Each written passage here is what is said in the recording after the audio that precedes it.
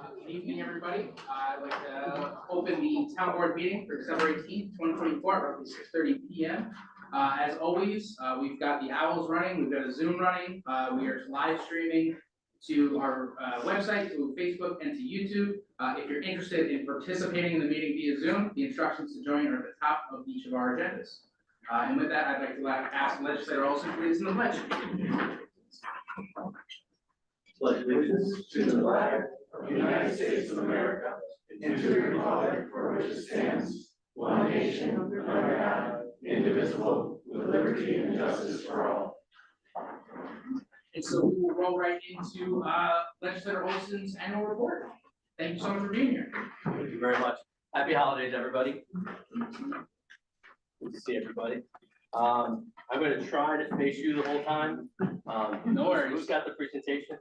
All right, Terry, I'll give you when you're ready. I'll give you the. Great. So, I think I'm good. I'm good. You You go to the can next follow one. along right here. Oh, you can go to the next one, please. It's pretty nice. So the first slide is about the budget. The budget is passed. It was a $1.5 billion budget spending. Some of the highlights: we did a 9% property tax reduction. Continued investments in housing. We know that's a continued focus for a lot of municipalities. We have a housing shortage, so we're putting money where that belongs. Continued investments in the mental health programs. Right now it's at $5.5 billion, and every school district in Onondaga County is taking advantage of that. $450,000 for the new sheriff's office for vehicles and training. I'm not going to say the word right. They're jiu-jitsu training. We're doing that as a mechanism to help reduce injuries. So instead of coming up and doing something that they normally would do, this is a defensive training that helps reduce injuries. So it's something that we feel is important. Plus, we added more vehicles to the thing, trying to keep their fleet up. And I know you guys know, after getting through the budget process with police cars, it's a daunting task. 15 new positions in the Department of Family Services, and that was after the commission of that study, the problem that we had, that we needed to get more people into there and get more people moving. 4 new positions in the Board of Elections, and I've said it at other presentations, just so everybody understands, at the end of the year, no matter what happens, we pay all the bills of the Board of Elections. So if they're in a deficit of $100,000, the legislature moves that money over and they are paid for everything that they need to do to run elections. And the last election went off very, very well. So, but we decided, they asked for 6, so we decided to fund it with 4. And there'll be more discussions now that we have a new commissioner on one side and then we're working through some other issues there. Substantial investments in daycare and foster care and increased funding in the lead initiative. And our war chest right now is 14 million. And I don't know if there was people at another presentation. One thing I learned is the water is a huge issue. It is a problem, but the paint in these houses is the real expense. If you look at the water lines to replace those, there's a certain amount of money, but the lead paint that's in the windowsills and the trims is like $30,000 to $40,000 per household. So that's where we're doing training programs with OCC and the school district, and working with Legislator Garland had a great idea. Let's do a mentorship program for businesses and students and get these people. Our issue is so much funding. We need to do more, but the issue is contractors and the ability to get these projects done. So we're working on that, and we're really putting more money where we can. We also, the city just got a nice, very big grant for lead housing, so we're really working on that. Next, please. Public safety. The new, God forbid it ever happens, and I know the chief had to leave, but if it ever happened, if we ever in the Labor Day storm or another huge catastrophe, the EM50 vehicle is the mobile command vehicle that would come to our community and be the resource for the town and the villages to help manage a crisis. Ours is about 20 years old. We got a grant to cover half of the cost. The county's covering the other half. We were fortunate that a community ordered one, couldn't afford it. So we were able to slip right in line and get that vehicle. Our new one will be in April. And they're taking the other one back in on trade. So this is a good purchase for the county and the residents to make sure that we're prepared during a thing.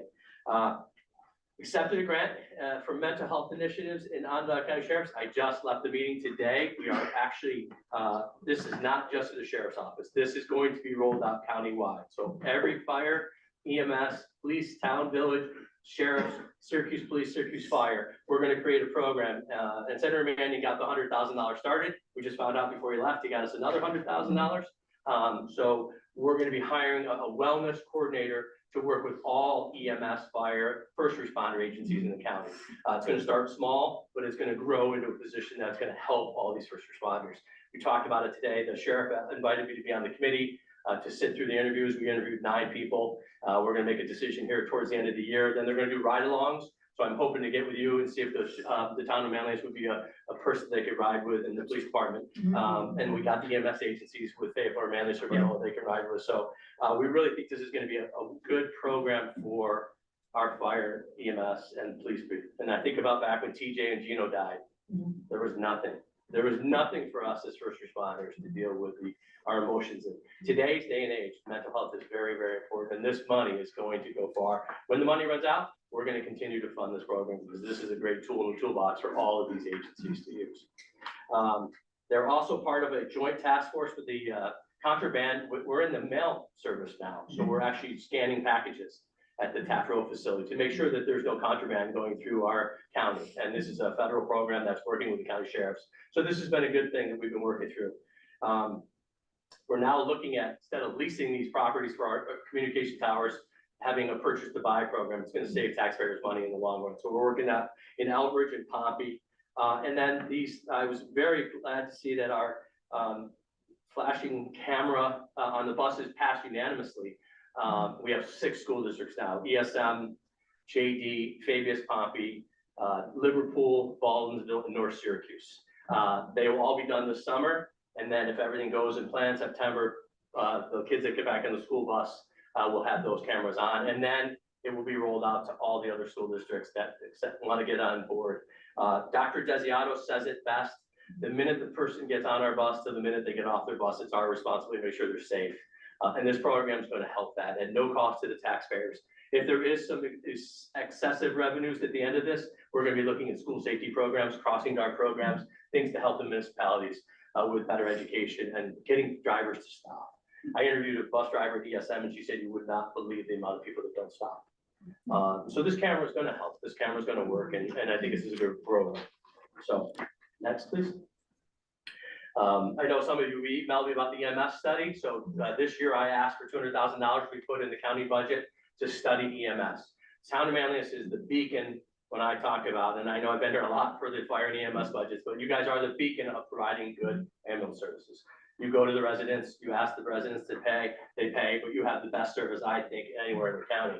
Because of that, not every other community does that. Not every community has that. We've had some issues with the city. We've had some issues with mutual aid. We've had some other stuff. 80% of the calls that these departments run are EMS. We need to study this. We need to find out, is there a better way to do this? So this study, which will start hopefully in the beginning of the year, take about a year to do, will come back and give us recommendations on how we deal with this. I met with the fire advisory board tonight before I came here. They are actually going to have a person on the committee as well as some people from Fayetteville and Manlius. Hopefully this will give us a roadmap of where we go in the future, whether it's a different service, whether it's a new service, whether it's an enhanced service, whether it's east, north, west, south. We're going to look at from the minute they call 911 till they get to the hospital, what's the best way to provide that service. So I appreciate all the service that you guys have done and the support that you've given. But this initiative is something that I thought was very, very important to get done because I listened for all those years, and you see the effects that it has on the volunteers and the career members. So, next. We opened up our new emergency operations center. Our meeting was there tonight. They've held over 68 different training and classes there. It's now a centrally located facility for all EMS, fire, police. If there's ever a multiple jurisdictional incident, it's going to be taken care of there. Before they were in the downtown, they were in the bottom of the civic center. What happened in the riots, they found out they couldn't get people down there safely, and we couldn't get the staff properly, and we couldn't get people the resources that they needed.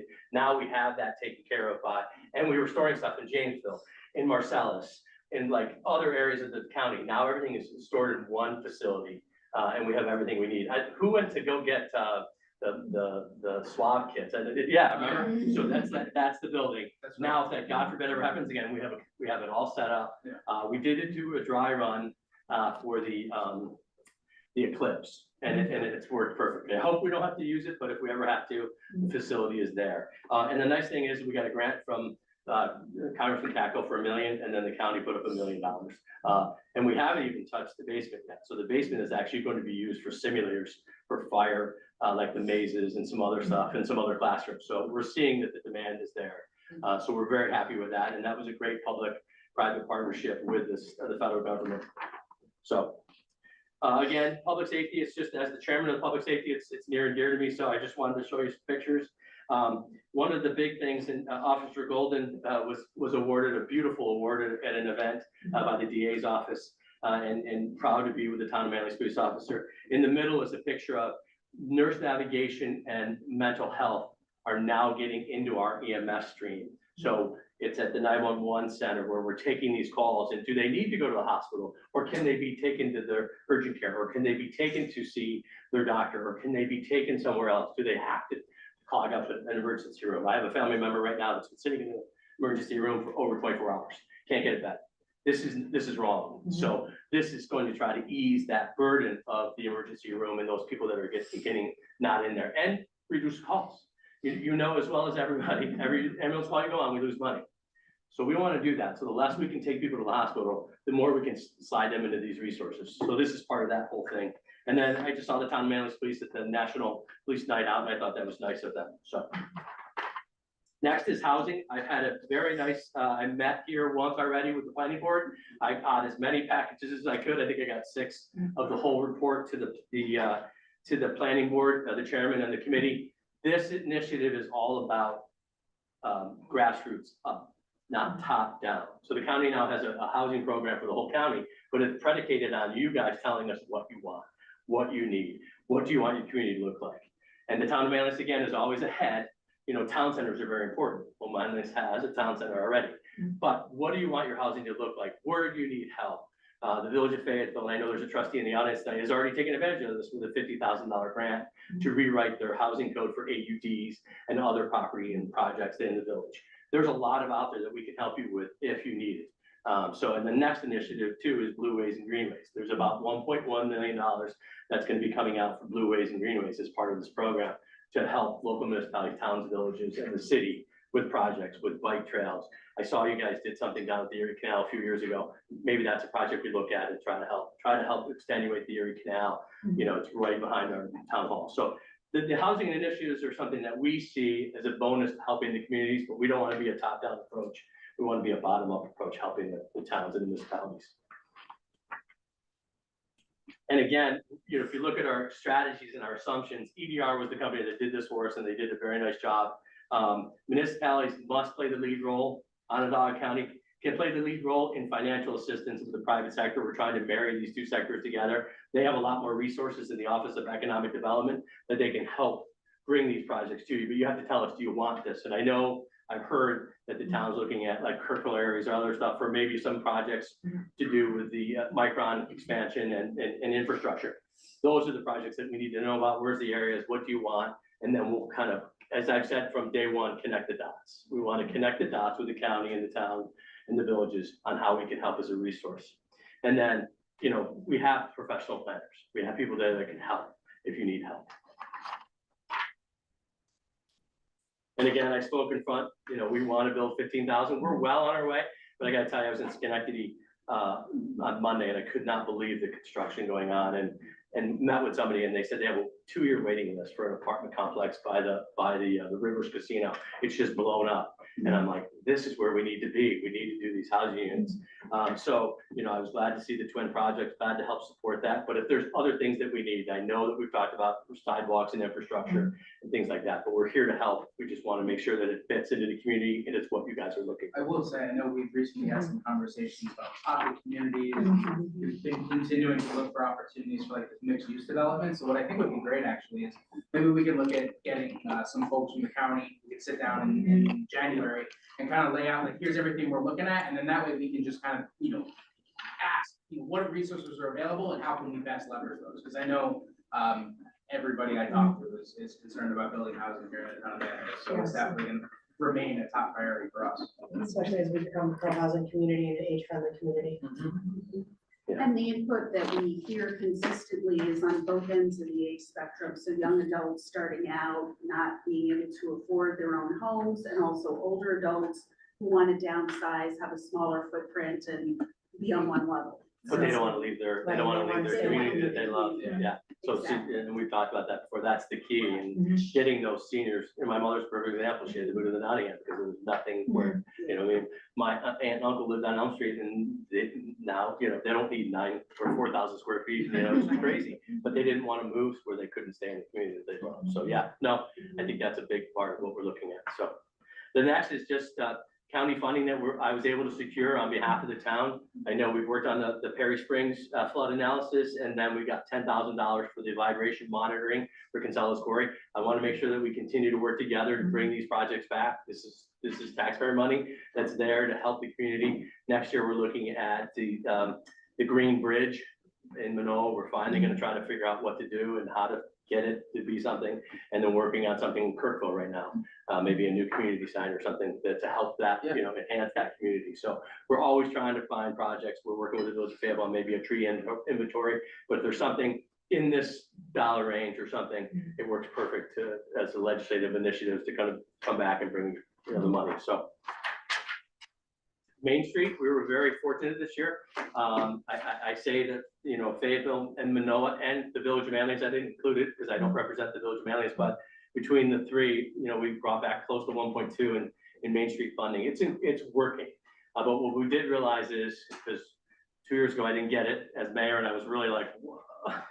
It's really driven towards economic development projects that rise sales tax, that create revenue. And if you put it in perspective, last year we collected 146 million in property taxes. We collected over 180 million in sales tax. Sales tax is the driver at the county level. So if we can do projects at an economic development level, if it's a project that's going to create those reoccurring sales tax revenues, it's something that's important. So if I know you guys have applied twice, so let's work together. Let's get a person from the economic development office in, sit down, and say, okay, here's our ideas to try, because the money's there. You know, right now there's 1.5. We're hoping to get another 4, so it'll be 5.5 for next year. So it's important, and we're seeing the benefits of that. But you know, together, you know, there's a $1.3 million investment just in Fayetteville and Manoa, and you're seeing it. Like I look at the Kirby's building, and you know they're in front of the planning board, and that's getting there. And Manlius is just transformed, and Manoa is just, you know, the money does work. So and it's a good public-private partnership. The next one is the new mural. You know, if you guys have art project, it doesn't have to be a mural. It can be anything artistic. The money's still there. We put $1 million. We put 500,000 in last year, $500,000 in 2025. It's for municipalities to help with if there's a public art project, or if there's a sculpture, or if there's something you want to preserve, you want to do. We can think outside the box. But these things have, you know, have really worked, and then they really enhance those communities. So if there's anything that the town has that they're thinking of, please let me know. And we're working through the CMY Arts Foundation. We gave them the money, let them store it, let them go through it. But we do have some input when it's your legislative district. The broadband project is almost done. And the town of Manlius we were down on Kirkville Road all the way down, and they drew 1,400 feet of cable for one resident. But now the town of Manlius, I'm thinking the town's done. I know there's parts of Pompey that we're working on, but everybody will have access to broadband. So we learned this during the pandemic, that people couldn't, when they said, okay, work from home or school from home, they needed access to the computers. They needed access to, and some children didn't have that. So this private, you know, with Verizon and public, which is 11 points, so it was an $18 million project. I'm pretty sure it's almost done, and it was a great partnership, and it was a great project, so that everybody in the town now, there wasn't so many in the town of Manlius, but there was still a fair amount that didn't have access, that now have access. And I think this is a great win for the Verizon and for the residents, and for our county, that we're almost done, and there's people that are just starting this project. There's other counties and there's other states that haven't even gotten this far, and we're almost done. So this is a win for everybody in our community. Syracuse Metropolitan, I'm on the planning committee. I was pleased that our final draft report for the bicycle pedestrian is out. I have not seen it yet because I haven't seen the final draft. That was a great working group between the town, the villages. I think this is going to be something that's very good. Now is the next phase, which once we get through the implementation and the grants, the Village of Fayetteville received $600,000+ for the replacing of the bridge in front of the bus garage. I was lead sponsor on that. So these are good things that are happening as part of the SMTC. We also get monthly updates on 81 and other projects happening. It's been very, very interesting to see all the things that are happening at the level from the federal government all the way down. 81 really is driving a lot of what's going on, but Micron is starting to play, and some other things that are happening with JMA and a few other businesses, Pepsi's expansion and some other stuff. So all has an effect on the town and our district, but I think it's great to be on the committee and learning more and more about that. This is just some stuff around the Community Veterans Day, WEP. And I know the WEP commissioner was here. We're still pushing. I'm told I'm pushing too much, but I'm going to continue to push. I think it's important that we get some of these things done. And again, I want to thank the partnership with the town of Manlius and everybody in our community, trying to do the right thing, trying to help our residents. It's about connecting those dots and making sure that you guys have the services that you need and the resources to help grow our community. And then again, my committee appointments, Chair of Public Safety, Member of Planning and Economic Development. Part of that now is the regional market. So I'm going to be on that committee looking at the regional market, and I know a lot of us have great ideas. We had a great 5,000 people did the survey. We had over 100 people at the public hearing. The information's coming out, but that's going to be something that the county is going to be very involved in and working hard in. I think that's got to become more of a central look and more advertising and more everything to make sure that we continue to have that. I remember going as a kid, with my parents. That was every Saturday we went to the market. So we want to continue that and see that grow. Other appointments, Criminal Justice Board, Soil and Water. I bring this up because we had a meeting the other day, and little did I know, the tree sale. We've sold, Soil and Water does the trees. We've sold so many this year that we're cutting the prices by 25% because we got a bulk rate. We went from a little bit to a lot. So we're going to be passing that on. Also, the EAB, I didn't know if you guys are treating any trees, but the county has a program. We have our own gun, we have our own registered person. We can do some of that if it's something that the town needs help with. I know as a village mayor, we were hiring, I think Bartlett Trees was doing it. We have all the equipment, we have all the expertise. We already do a lot of stream stabilization, and we also do the hydro sealing already for the town. But there's other programs that Soil and Water has. And then also, the tree thing I just think is a great idea to help if you guys are looking to purchase. The governor has a mission by 2030, and we're well on our way to meeting the goals of the governor's 2030 plan of how many trees they want planted. This year was one of our better years. So Stop DWI and the CRP, I talked about the Metropolitan Transportation Council. So I think that is it. Then my contact information is on the back. Please feel free to share this presentation on your website. So, and I do want to say thank you to everybody for your time and letting me go early. Sorry I went so long. Any questions? Thank you very much. Thank you very much. Okay, so following that, we will move to open podium. I've got Tom Bassett signed up for Manlius Town Hall project. Good evening. I left you alone for, I don't know how many months. Anyway, Tom Bassett, retired real estate lawyer, resident of the town since 1979, long time. Anyway, I want to congratulate the former mayor of the village of Fayetteville and current county legislator on getting a park named after him while he's still alive. And so that's not what I'm talking about, but that's an amazing accomplishment. So what I looked at was from a website, the report prepared by VIP about the current town hall that we're sitting in now. And it has a number of sections. It's very explanatory. It's comprehensive, and it contains, as the various sections, the executive summary. It describes the site on which this building sits and its parameters. It describes the existing building, and it makes an assessment of the various components of the building and their mechanical and other systems. It then states a bunch of shortcomings, of which there are many.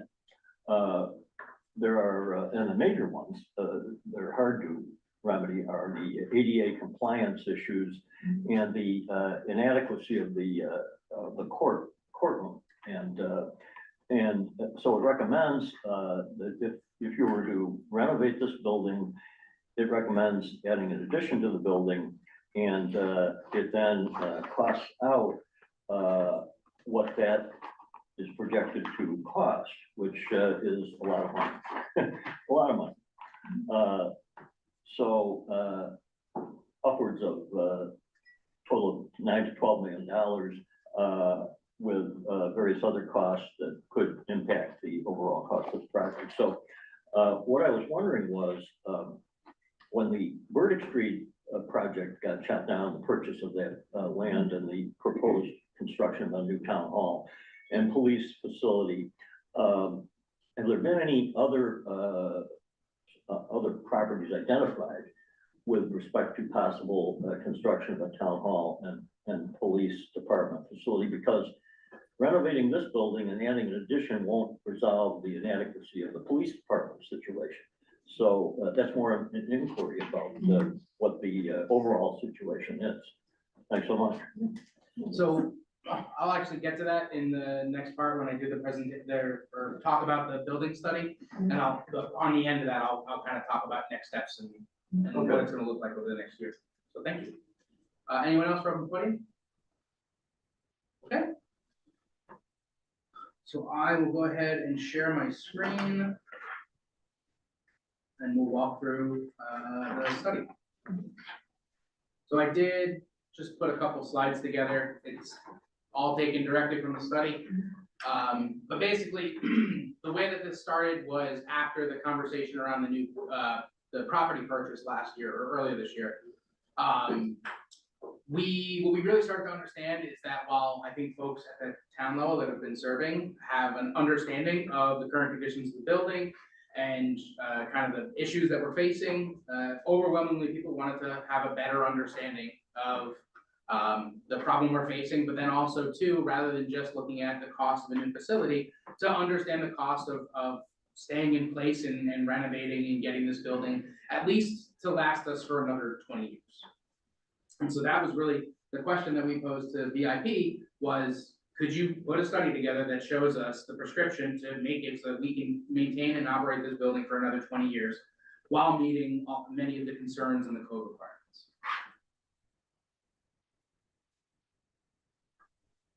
Here, the goal of the report is to identify facility shortcomings, make recommendations to restore the structure into good operating condition, increase accessibility, and provide a functional town hall and courtroom for the community. The report is based on analysis of key building systems stated below, several sites conducted by VIPAA and its consultants, as well as interviews with staff who occupy the town hall on a day-to-day basis.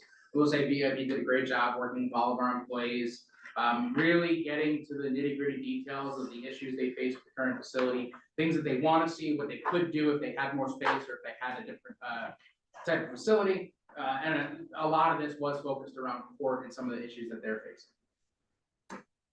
And so this is kind of a breakdown of many of the things that were included. So identify all the building systems that require major upgrades to maintain the facility's current use, including windows, roofs, domestic water, parking, etc.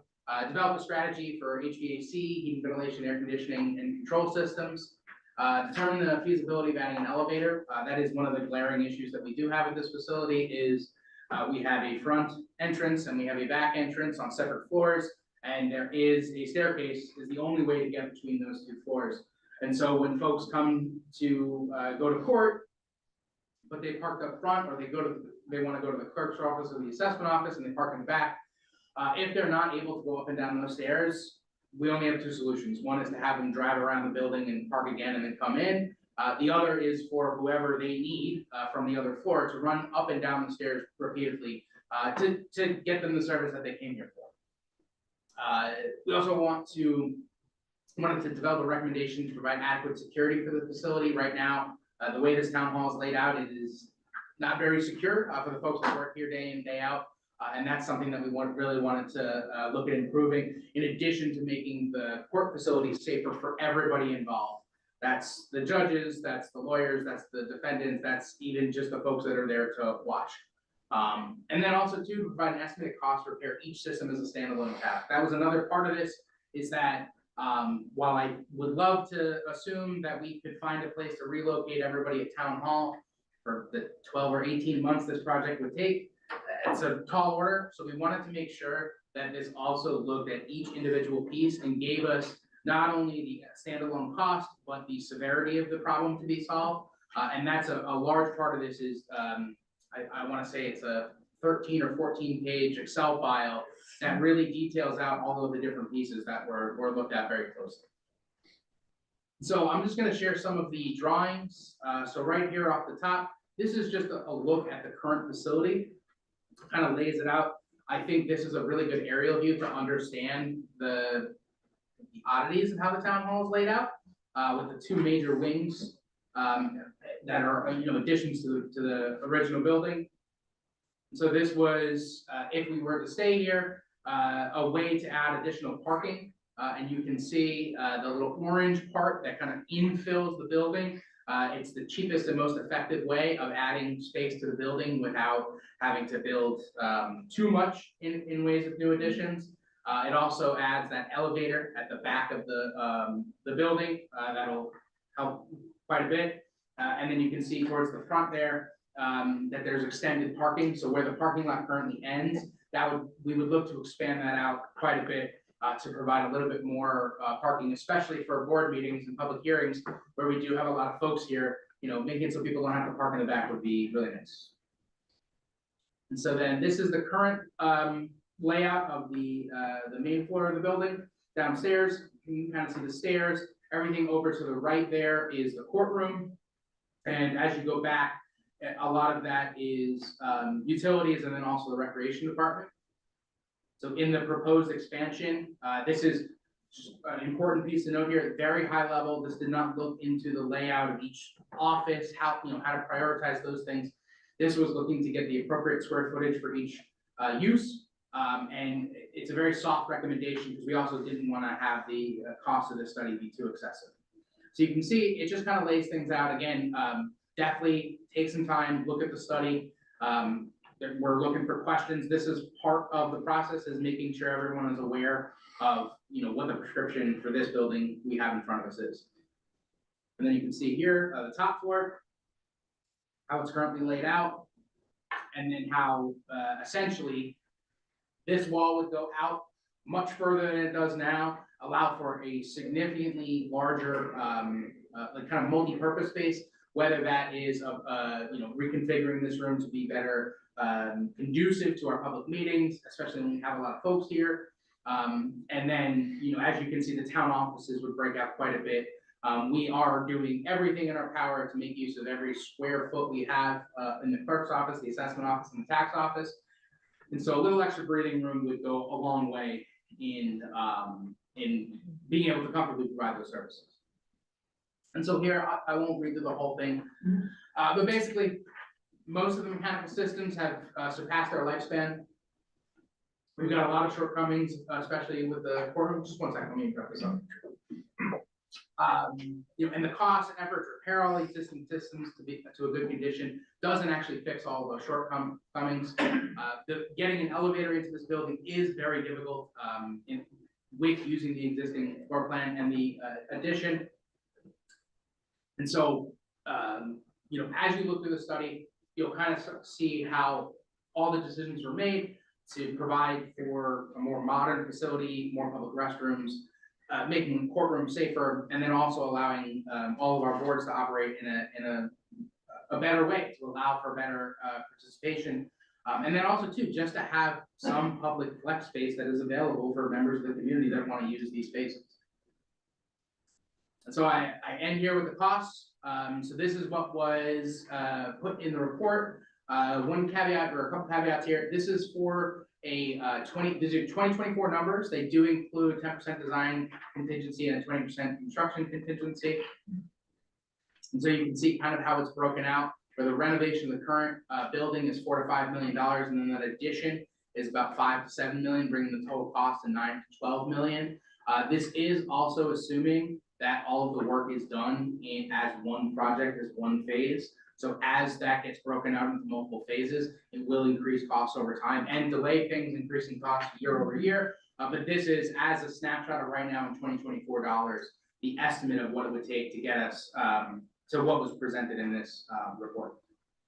So, this isn't a public hearing, but I don't, we don't have a ton of people here, so if you would like to ask a question, if you could just come to the podium. Sure. Yeah, I see a bunch of phrases in the report that I really don't know what it means. Okay. Like it says that the mechanical systems have exceeded their useful life. What does that mean?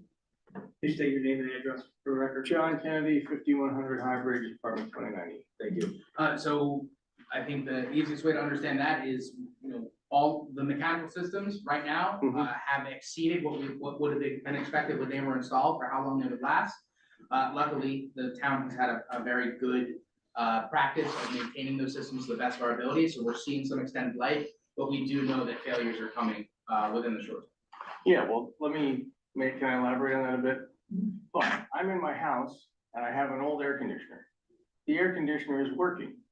Has it exceeded its useful life or not? I think the useful life in my mind would be something more along the lines of, it will cost more to fix it than replace it. And so if you bought good systems a long time ago and therefore they exceeded whatever the useful life is, depending on some calculation or rule of thumb that the people made, I'm not sure that's a meaningful statement.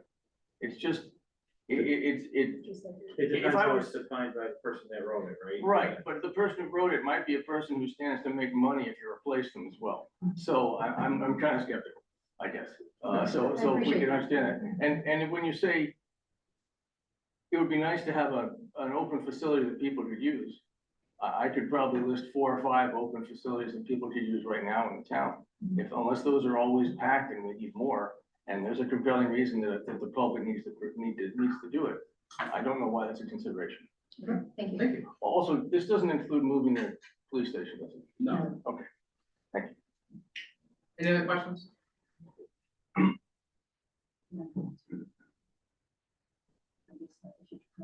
Oh, yeah, so then moving forward, the goal, as of right now, is to have the public, consume this and understand it.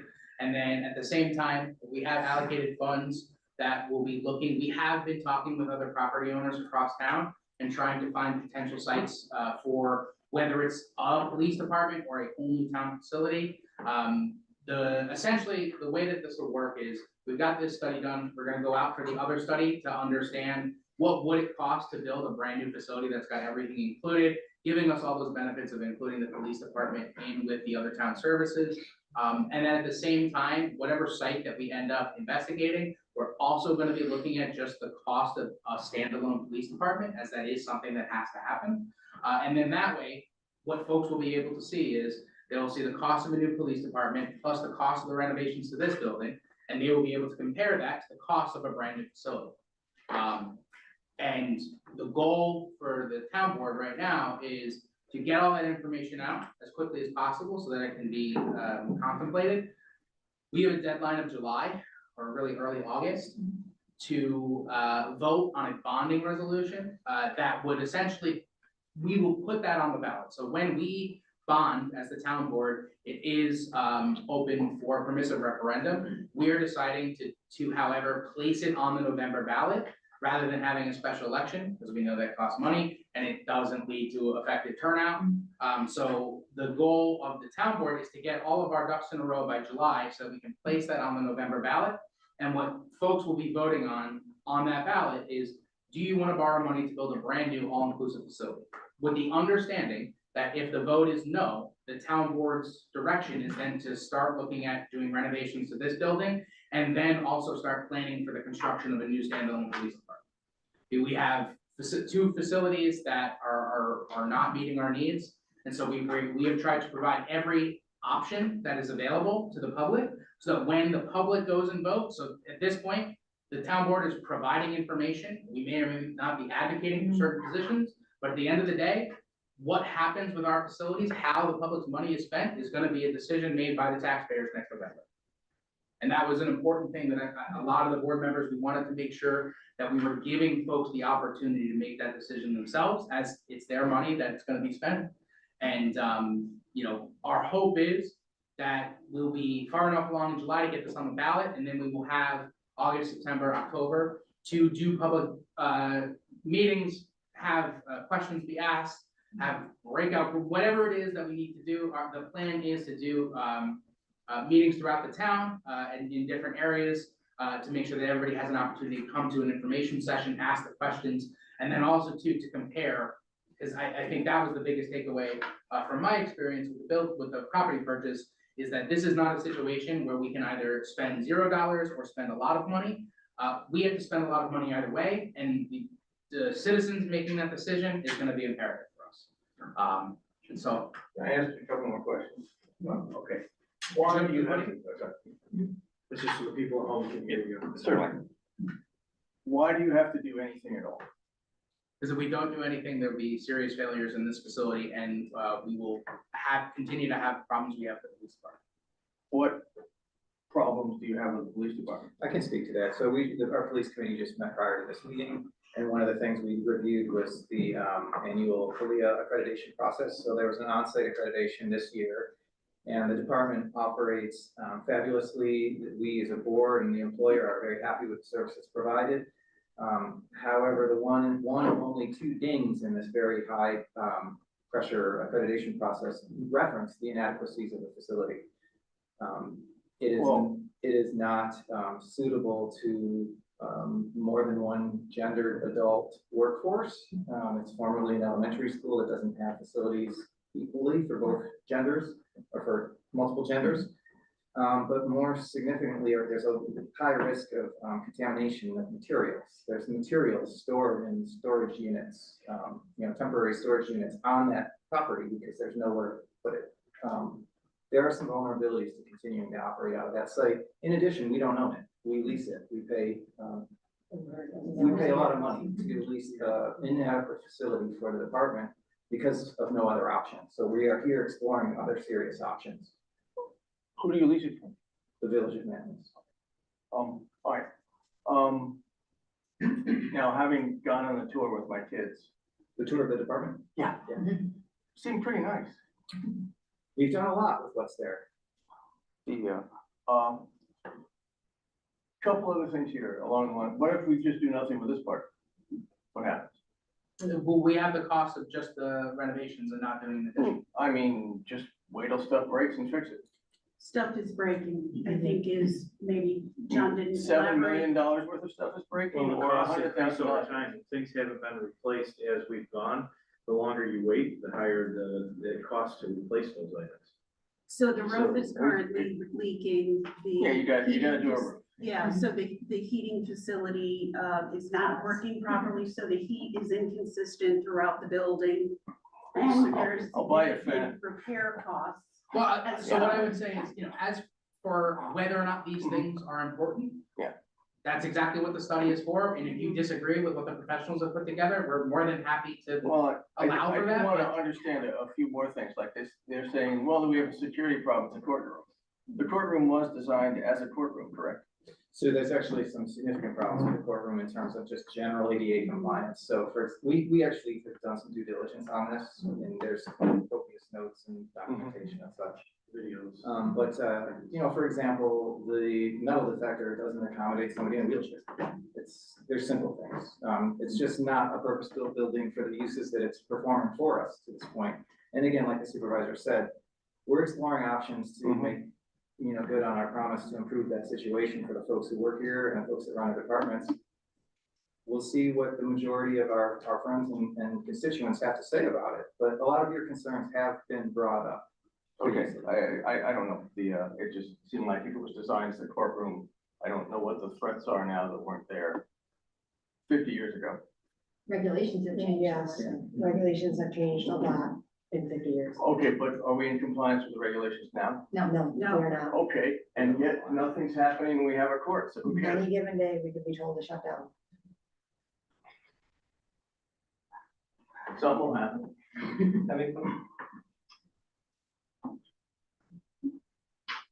Matthew Denton, President of Town. I just want to make it clear, like, this isn't a or B solution. There's no binary choice here.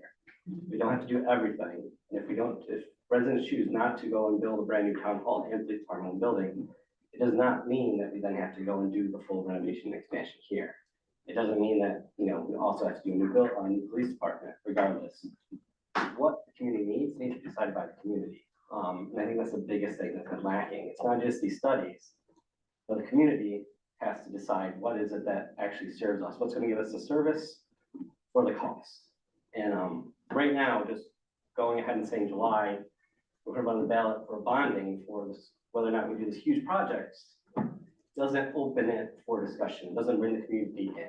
And what we need is that we need the community involved from here forward to determine what is the actual flaws in the police department.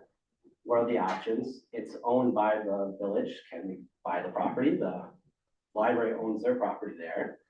If they do so, can we assess those issues with the holding system? Can we readdress the building to do for holding of evidence as well as gender equality, ADA, and anything else like that? There's a whole lot of decisions and complexity in this. So we don't need to simplify it down to A, let's do everything, or if that gets voted down, you know, go ahead with option B. There's options A through Z that are available to the community. So that's all I wanted to say. Thank you. So just to point out too, anything that if the overall ballot proposition fails in November, any bonding that would be done would still be subject to permissive referendum. So if we said we were gonna bond for $2 million to do the HVAC and something else, and people didn't want us to do that, they have every right to stop that from happening. And I would actually push back and say, when we're talking about a vote in November, we have a deadline in July. It's currently December, and we are interacting with the public, listening to concerns, sharing information. And there is a serious plan to disseminate information to make sure that people are voting in an educated fashion on this proposition. So we came from trying to buy a property, and we had a lot of good conversations, and then we have listened to that feedback and are trying to provide as many opportunities for folks to learn and make an educated decision about what happens with this facility. So when I say it's A or B, it is we either build a new facility or we start down the route of doing renovations in this building, which again, we ask them to be itemized and prioritized so that we can do those as they are needed to maintain operations, not to expand operations, but to make sure the people that work here and the people that come here to get those services are safe day in and day out.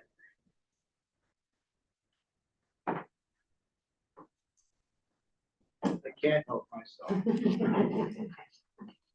Craig does that, town resident. I was thinking of an analogy to partially address the gentleman's concern.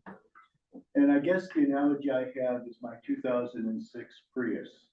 By the way, it no longer exists.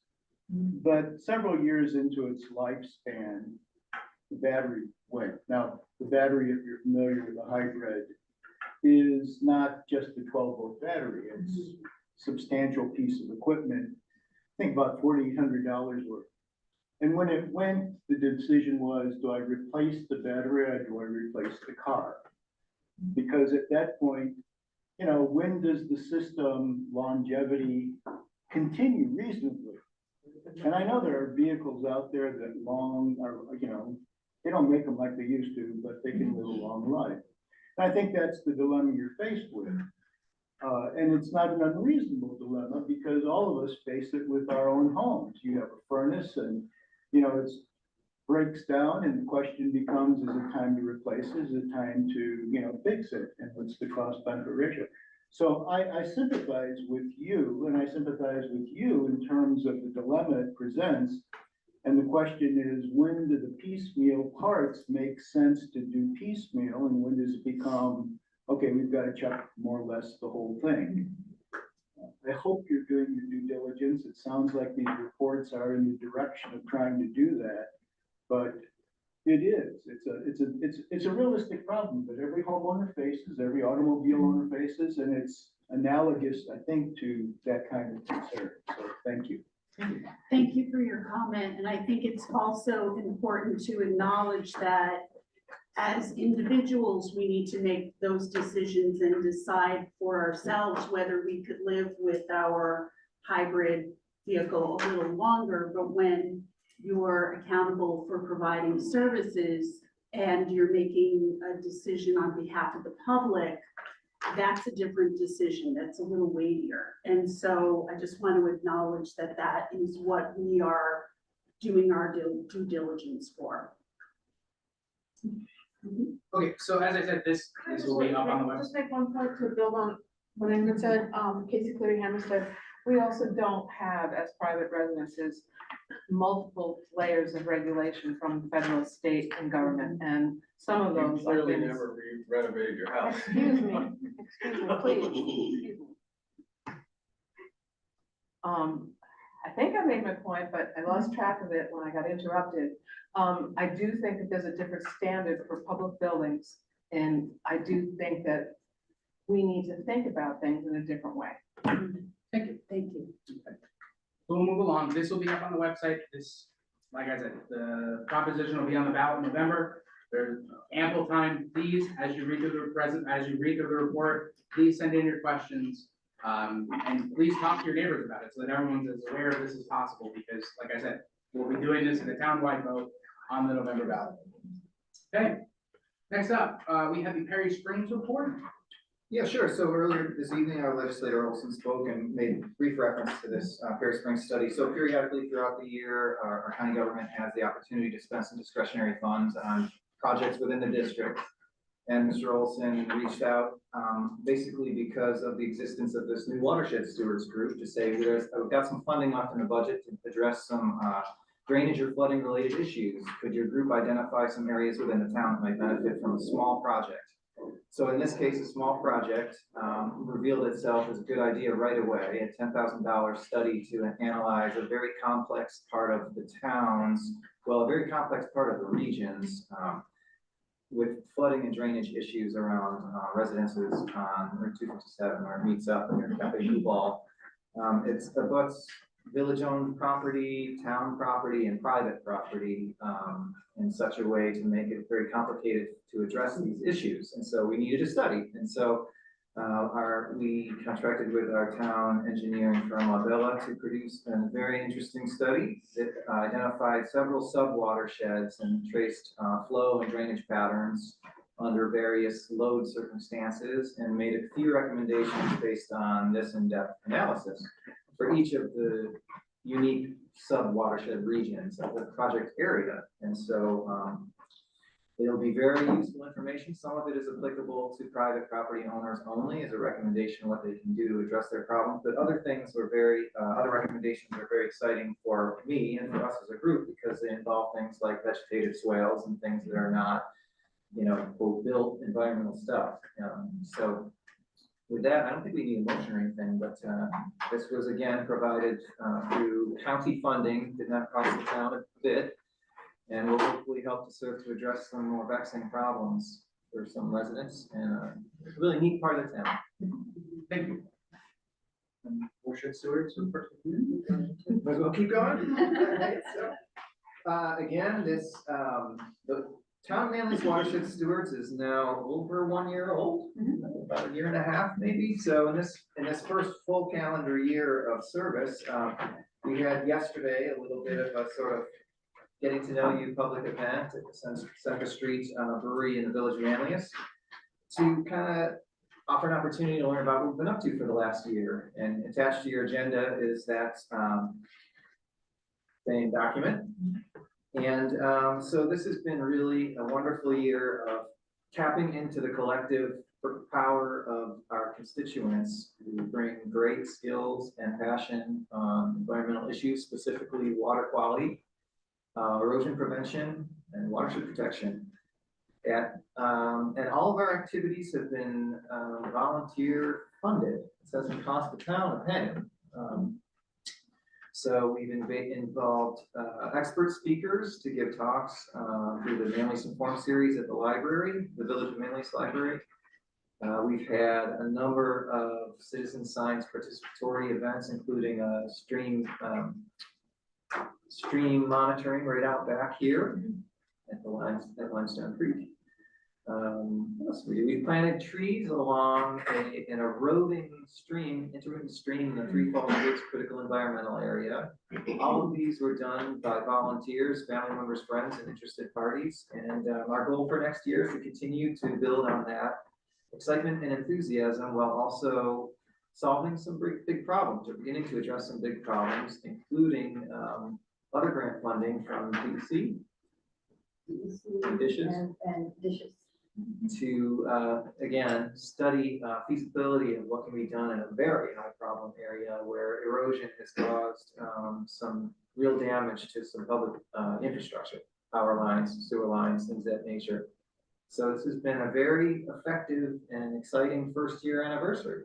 So I'll just, since I was using the acronyms, Department of Environmental Conservation and the Department of Homeland Security and Emergency Services. Dishes. Thank you very much for that. Next up, we have the project manager RFP. Okay, so, as I mentioned at a previous meeting, we are doing a building project at the highway garage. We are separating out the project management from the construction, so we have an owner's representative on the project. We did, along with our architect, we did evaluate, we put out an RFP, we got responses, we evaluated the responses, we interviewed the candidates, and based on the recommendation of our architect and our experience with the interviews, we would like to select CHA Consulting to be the project manager, and we would like to make a motion to authorize the supervisor to sign an agreement with CHA because we want them to start right away because we want to put out the prime bids in January. The amount on the other page, and the amount is $206,154. I'll second. Any questions on that? I just want to thank Deputy Supervisor Golder for doing a lot of the work on this. It's been a very big project, but I will say it's very exciting to get at this point because the expansion to the highway garage is it's going to change a lot of how our operations work, and it's going to allow the highway department to continue to maintain one of the best fleets in Onondaga County. So I will amend my motion to say we have legal review because we just got it yesterday. Any questions, comments? Okay, all those in favor? Aye. Opposed? Okay, motion carries. So next up, we have our town planner agreement. So over the last year, in talking to the planning board, having gone through the Twin Ponds project and some other more complicated projects that the planning board has seen, we started a conversation around how can we better supply the planning board, the applicants, everybody, with more planner services. So right now, we have an engineer that works with the planning board, and that's been a very productive relationship. And now we're at the point where it does make sense to take a little bit more of a planning perspective, as Legislator Olson was referring to. It's about understanding what the community wants, how we get there, how we implement those things. And so this is a big step forward in trying to, I don't want to say streamline, but to make the planning board process simpler, less painful, and efficient. And so, Yeah, it may not be faster, but it will be. yes. And so we talked with a couple of different places. We ended up going with the Miller planning proposal along with John Steinmetz, who is going to be the planner there. And this is, if you look at the contract, generally speaking, this is no cost to the general taxpayer. The costs accrued with this planner are paid for by the applicants themselves. And we have a process to make sure that for minor projects, there's a little less strenuous of a review that the planning board can handle that. And then for these larger projects specifically, we have the Garden Park project that is likely to have its application in early next year. We wanted to make sure that we had the tools that we needed from what we learned from the Twin Ponds project specifically to make sure that the planning board has everything that they need to kind of move things forward. Questions or comments on that? I know this is upon legal review, but I do just want to make sure it didn't mention us being named as additionally insured, and some of the, I don't know if the insurance was matched up to what are the table that Amber shares with us all the time. Yeah, so we'll take a look at that. And the goal here is the nuts and bolts of this contract, obviously the things that our attorney can tell us what needs to change, but the nuts and bolts of this is that we'll be bringing on a planner for the planning board. And one of the things that I think is important is that this planner doesn't necessarily work for the town board or the planning board. The real goal here is that they represent the comprehensive plan. So if this is making sure we have somebody with planning experience who can interpret the comprehensive plan when it is applied to specific projects to make sure that the planning board knows what to ask for, what it can ask for, what it should ask for, but also too, to provide some expertise. So this is, it's a great step forward, I think, in handling the development that's been coming into town, and as we look to increase development, to make sure that we are sticking to the comprehensive plan as close as we can. Okay, promotion. Motion to authorize the supervisor to sign the agreement with Miller Engineers for the town planning board engineering services upon legal review. Okay, all those in favor? Aye, opposed? Okay, motion carries. So next up, we've got some items from the police department to go out to auction. Some tires, storage unit, lots of Some a hodgepodge vehicle stuff. racks. Federal urgent light bars, I mean, It's an example of wringing out every last drop of value from every little asset we go, so. I'd like to make a motion to supervisor to remove the items listed in the memorandum dated December 11, 2024 from Captain Slater from the department's fixed asset inventory to be auctioned. Second. Okay, all those in favor? Aye, opposed? Okay, well, carries. Let's see, so next up, on the agenda, we previously only had an older version of resolution for this. We have since got the application up. So this is a application for the extension of a natural resource removal permit for TH Kinsella at the existing Kinsella quarry. What we're gonna be doing is setting a date tonight, but we will be having our attorneys draft up a new resolution that'll lay out with new terminology, just the new facts of life as opposed to the one from 2011. And so with that, I would just ask for a motion to set a date. I'll make a motion to set the date for the public hearing regarding the renewal of a natural resource removal permit to TH Kinsella Inc. on January 22nd, 2025 at 6:35 p.m. I'll second. All those in favor? Yes, with these assurances that the modified and updated resolution will be available to the public with adequate time before that hearing to review Yeah, so its but details. the deadline is January 8th, so that would be if we're setting it out one meeting, but we're gonna try to get that done as quickly as we can. There is interest. Yes. Very much. Okay, so another public hearing date. So with the Enders Road sidewalk conversation, was that? We have to vote for the accept the motion. Yeah, we could. William just started talking in here. Okay. I thought you said wait.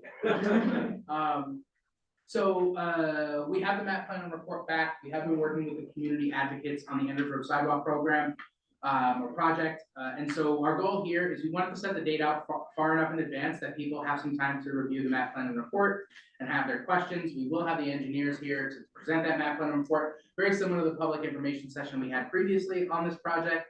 And just as a note on this one, while we are interested in everyone's feedback, what the conversation is about creating a new taxation district for a set group of people.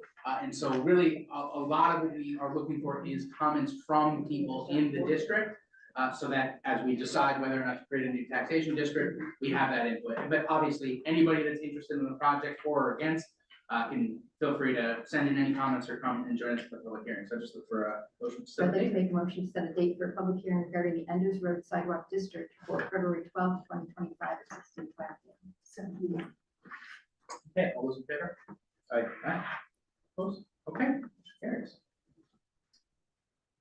Next up, we have a proposal from our town manager, deputy town manager, and our employee committee. And this is to adjust some of the benefits that our employees receive. So what we have in front of us is one proposal that's to be drafted into a proper terminology for our handbook.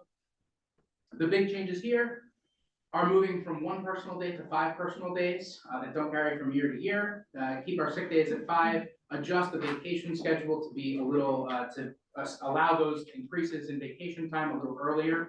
And then also to adopt a parental leave policy. As it stands, we have, we use short-term disability, and there's ways that folks that are new parents can leverage those systems, but the push really here is to kind of look at the options on the table, and in the short term, make sure that folks in the town have an option of at least 2 weeks to take around a birth. But then also, we're gonna continue a conversation with, what's the other, the one that we'd have to pay for? Paid family leave. Paid family leave. So we're gonna be having a conversation with all the employees in the town to understand, is that a direction we'd like to move in, understanding that that's funded through a payroll tax. And so what we wanted to make sure in conversations that we've had is that we are providing something, but also make it clear that we are looking at, what other options we have and how we can provide the best possible benefits. I thought, based on our conversations, that the parental leave part of it, we were saying, we were instructing them to move forward with creating a policy around the 2 weeks of parental leave. Yeah, so the outline is high level, it kind of gives some background, and what we're gonna be doing is asking our town manager, deputy town manager to draft those policies up for us. So should it be 2 different motions, because the first one, I thought we all agreed on increasing the time off and improving it for that policy. The second one, I thought it was more of the, like, how we authorize you to sign a letter to move forward or something. Yeah, but I think what we understood was that we would approve the paid parental leave and then return it to the town managers to do a finalized. The way that it's written on the. So I would add to the end of that, subject to review of the final policy. Is, That would make sense, too. That's Great. I'll make that, Subject to review. yeah, so I'll make it with that. for the Did parental leave part, not the increase. Well, I think we want to see both. Yeah, we want to sit down. Did any department heads, go through their budget for the year anticipating this? A new benefit? No. We're adding leave days, so it should be booked. Unless, of course, there's overtime, but It's not. that's, It's not neutral. but that is, planned, where overtime is necessary. So I think, so I've got it subject to review of the policy, so that whatever the language is gonna go into the handbook, which is not what's written on this piece of paper, would be what we would review. So I'll make the motion to approve the increased time off of the parental leave presented by Deputy Town Manager White, effective January 1, 2025, subject to the review of the final policy. I'll second. Okay, all those in favor? Aye. Opposed? Abstained? Motion carries. Okay. Oh, okay. You want to do this one? Yeah, so, this is for our, to help with our fire inspections of commercial property. Some of our fire departments have staff that are qualified to do this, Fayetteville being one. So this is I'd like to make a motion to authorize the supervisor to sign an intermunicipal agreement with the village of Fayetteville.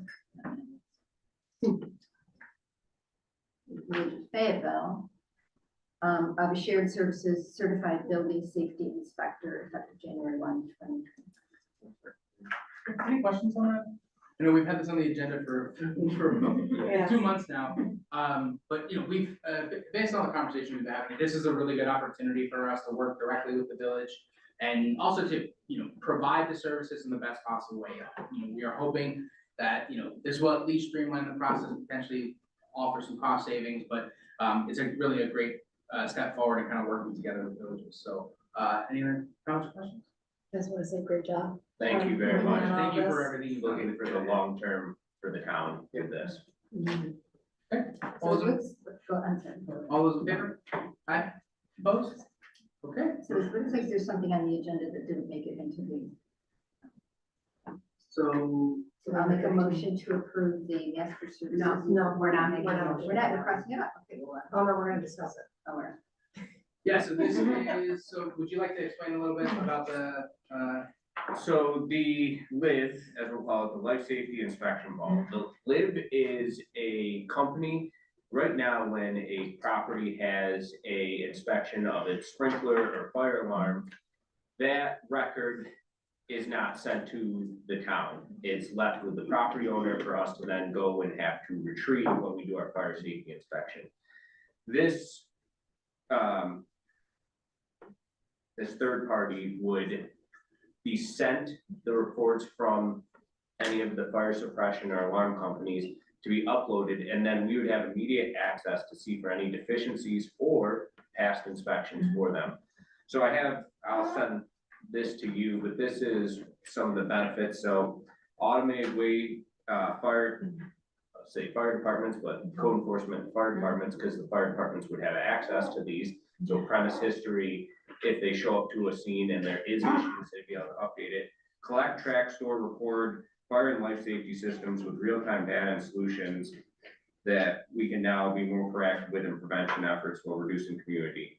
One of the main things this does is when there is an inspection report that has deficiencies on it, it stops the back and forth between myself and a property owner. If a property owner does have deficiencies, they're automatically notified through this. And one of the things that this does, and has been documented through the 3,500 municipalities that LIV has right now, is the main thing it does by implementing a system such as this. It does a 32% reduction in false alarms activations that fire departments would have to respond to. That's valuable. Yeah, so there is a lot that this helps with us. We are looking at changing the way we do inspections. Right now, if you have your alarm is required or fire suppression is required to be inspected in February, but we don't inspect you till November. There's a period of time which if the property owner doesn't have inspections done, their systems can have deficiencies resulting in safety risks. So what this would do is it would automatically send out a notification to the town, the property owner, and the inspection company saying that the inspections are required to be done. And some municipalities do have it set up where after a certain amount of time, violations can be sent, and it's all automated through this system, telling us when they're needed and when they're required. I know we had some questions about section 4.2 limitations, disclaimer of warranties. We do own all of the data there. We can download it anytime, we can stop services at any time. Right now, what we are looking to do is for the first year, pay for the services to start them.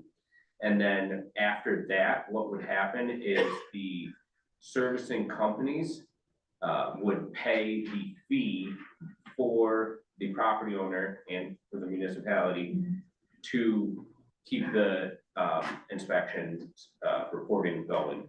We are looking at other ways in which we could utilize that, whether we start collecting a fire safety inspection fee and paying it for them on their behalf, whatever's going to be really the path of least resistance and ease for property owners that may not be here or maybe a corporation in Wisconsin, whatever we can do to try and make this as seamless as possible. But for this first year to set it up and get everything going, we're going to pay the, there's an initial, they have a minimum $2,000, and by our calculations, we would exceed that. And there is a limit at $4,000 per the inspections that we would utilize with this company.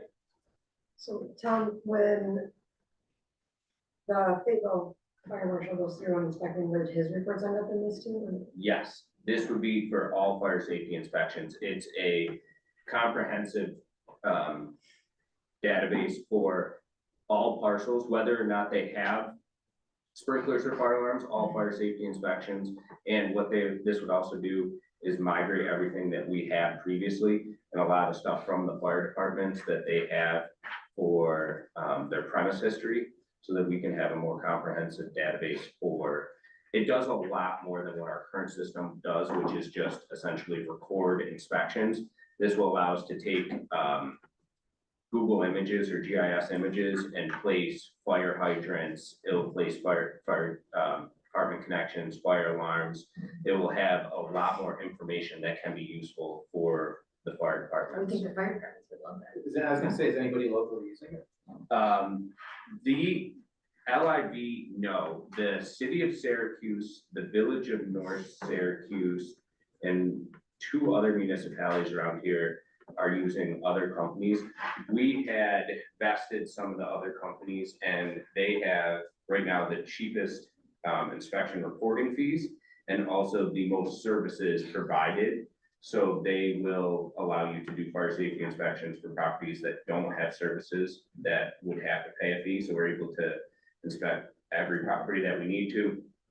And their ability to work with us in generating the forms that we want, so we can link in the future, as I said, you'd be able to immediately send violations right from this software, so they would link right to the New York State Code Book. Did they give you a free demo? Yes, we've been through for other, there are a lot of municipalities, they're based out west, but there's a lot of municipalities that have 3,000 buildings that they have to inspect. The city of Anchorage in Alaska utilizes them. They're one of their larger municipalities.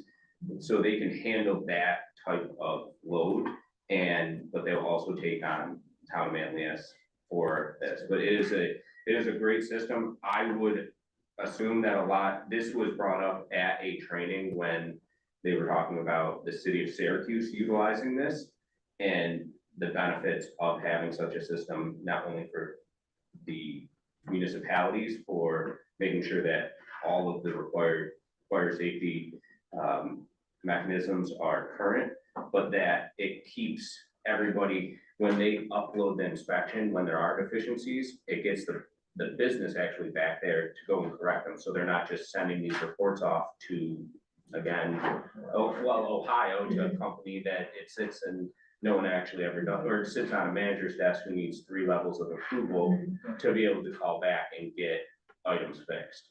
So it gets it to us quicker, gets it to the property owners in a very digestible manner.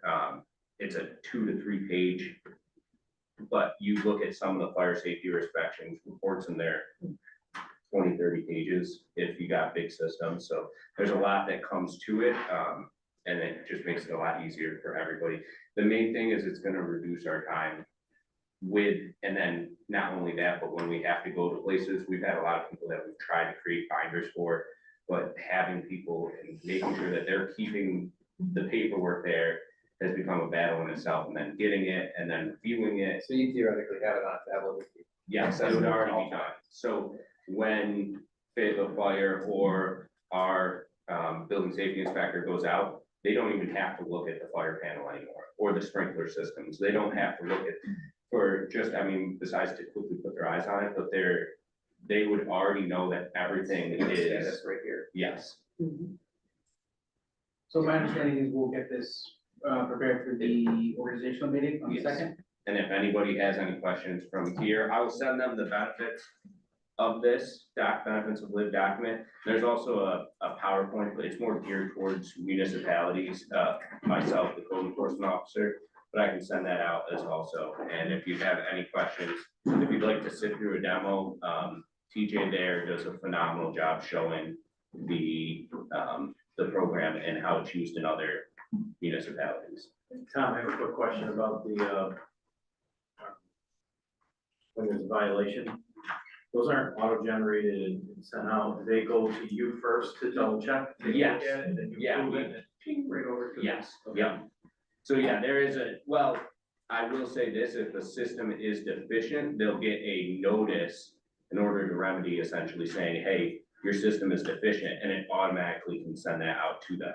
But then if So somebody copied on We it. would get, we would get Okay. notified So you that know their what- systems are past inspection. But that's one of the things is that we don't have to essentially keep track and do monthly reports of every property's inspections. It would already be automatically generated for us that. And again, too, yes, any time for any report to be accepted would have to have our approval.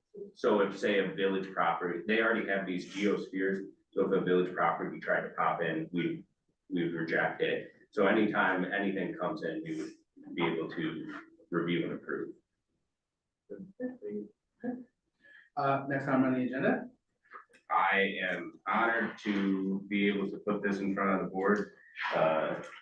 John Martino, lucky enough to have him come in and interview and looking for the appointment of him as a full-time code enforcement officer here at the town of Manlius. Thank you very much. Great Thank you job. for being here. All right, so I look for the motion. Motion to appoint John Martino as a full-time code enforcement officer effective January 8th, 2025, with an annual salary of $58,000. Second. Okay. All those in favor? Aye. Opposed? Okay, looking good. Thank you so much for joining us here. Thank you very much. Next up, planning board appointment. So I'd like to make a motion to appoint Don Western to the planning board for a 7-year term and ending December 31, 2031. I'll second. All those in favor? Aye. Opposed? Okay, motion carries. Guess this is William.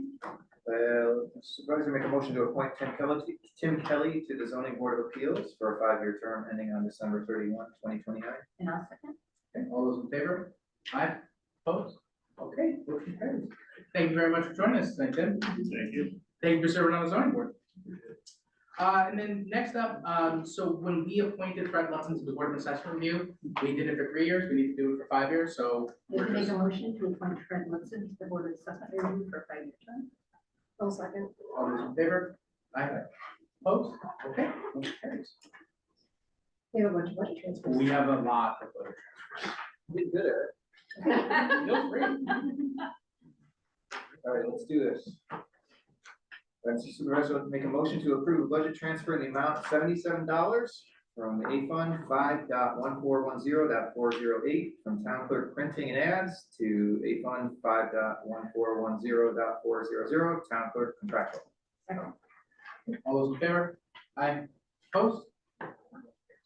Do we have materiality? $3.88. Yeah, really, is that Let's just get through it. Motion to approve budget transfer in the amount of $3.88 from A Fund 5.1410.408 from Town Clerk Printing and Ads to A Fund 5.1410.401 Town Clerk Office Supplies. Second. All those in favor? Aye. Opposed? Okay, motion carries.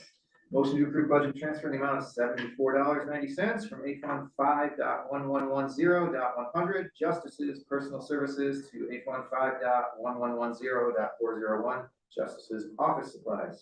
Second. All those in favor? Aye. Opposed? Motion carries.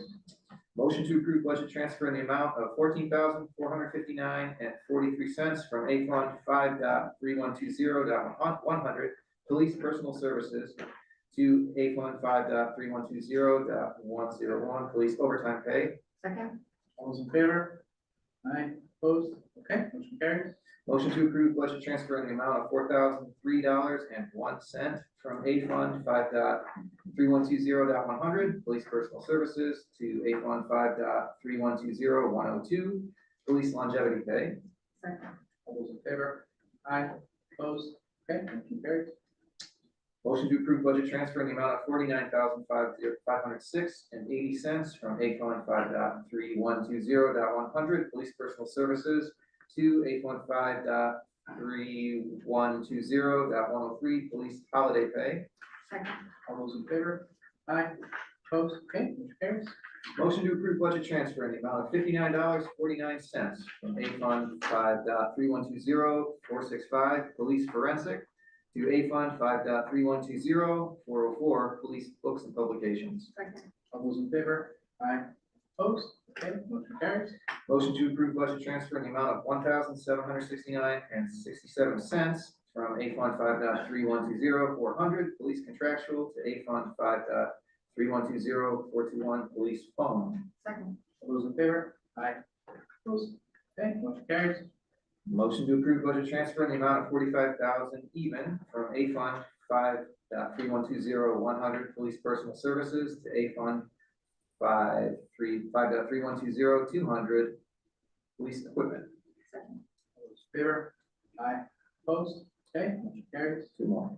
Motion to approve budget transfer in the amount of $29,018.86 from A Fund 5.3120.200 Police Equipment to A Fund 5.3120.412 Police Vehicle Repair. Second. All those in favor? Aye. Opposed? Motion carries. That's one. Motion to approve budget transfer in the amount of $200 from A Fund 5.1330.405 Receiver of Taxes IT to A Fund 5.1330.400, receiver of taxes contract. Second. All those in favor? Aye. Opposed? Okay, motion carries. Thank you.